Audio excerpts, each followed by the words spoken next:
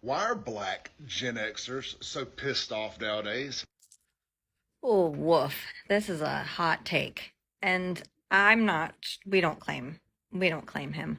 Um, why? Why? Are you really asking why? Because we know why. Oh my gosh.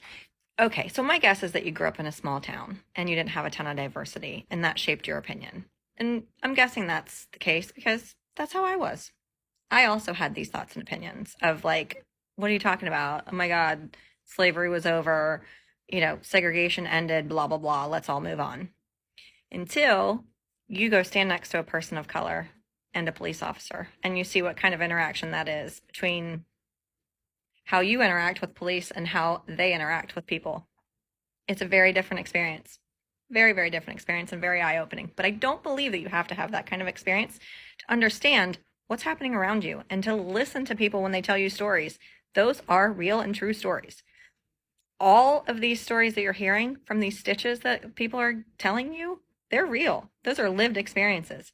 The guy that was talking about being thrown in jail for the weekend and nobody notified his parents, and then when they went there, they were like, oh no, we never had him.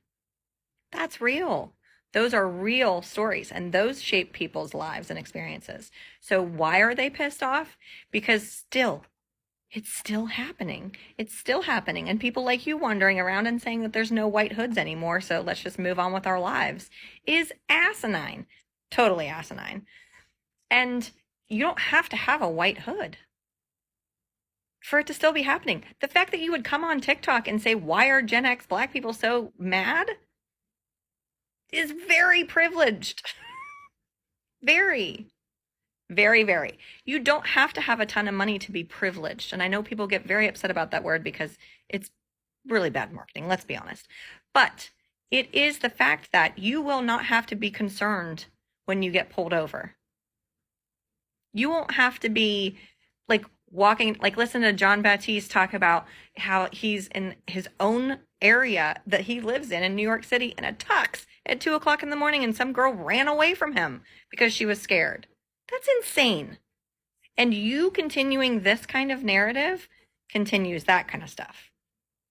So please be aware of you know why. You know why. And if you're not, go educate yourself.